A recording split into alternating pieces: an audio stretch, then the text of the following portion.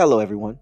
This is episode 19 of In the Know, a daily short form podcast show which is aimed at putting people in the know.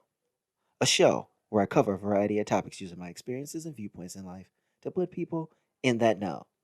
What is that know? It's the understanding that seems to be hard for people to grasp, which could make their lives a lot simpler. The following is yet another intro speech into the topic of today. And that introduction speech is regarding building a relationship with your college professor. See, once you get on a college campus, you not only need to do your coursework, but it's very important to have a working relationship with your professor.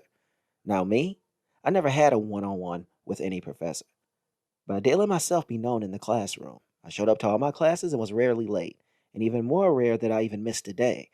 Now, as for the students that are not making themselves known, it can actually affect your appearance in the classroom. When I say appearance, I'm not referring to your face and body. I mean the appearance of how you show up in the class will reflect on how you are graded and how other students' dealings with you as well can affect your ability to work in the group. How to build a relationship with your professor. Let's look at the professor and their role. You walk into the classroom or lecture hall in your undergraduate course. Students start to file into the course. Once everyone is trickled into the class, the professor begins to explain the course for the semester. The professor explains that we must all look through the syllabus. Now, the syllabus contains what the course is going to be about, and how knowledgeable of the course and material the professor is makes you feel at ease about the outcome of the class. Now, some professors are just going to go through the motions. Now, as for the students, they play a different role in the classroom. Let's look at the students. The student's job is, as a student, once you come into the classroom for the very first time, you do a few things. Number one, you start to scan the room. You look about the class or lecture hall at all the students filing into the course. Then you start to conjure up all these thoughts of how this course might turn out. Some students even strike up a conversation with each other.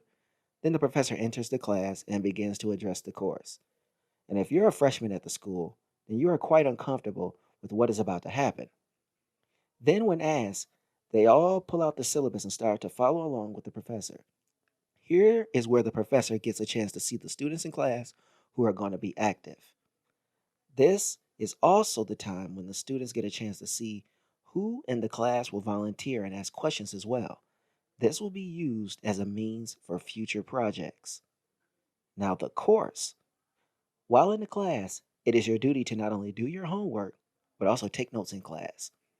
But something that is so many students don't do is contribute in the classroom. And here is where you have to be the one that does get involved in the class. Because once you do, your educator is able to see who is trying to be involved in what.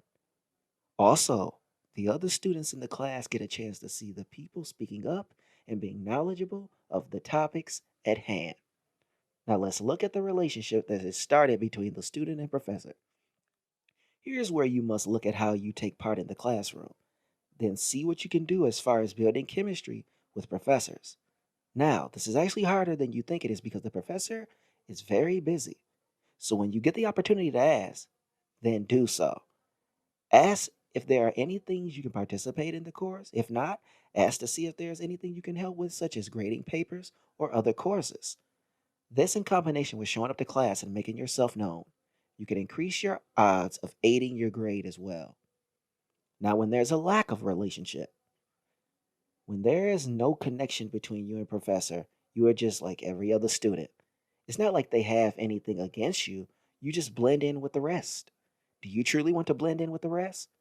I personally did not blend in. I took part as much as possible.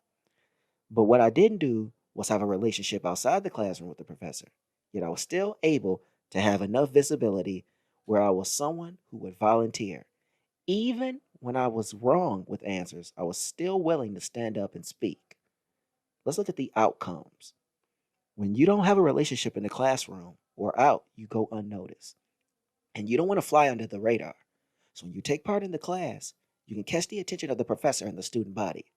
Students will want to be placed in groups with you, and the professor will give second thought to your grades. So even when you are not in the class, you are still making an impression on the professor. So let's look at the end statement as to why we need a relationship with our professors.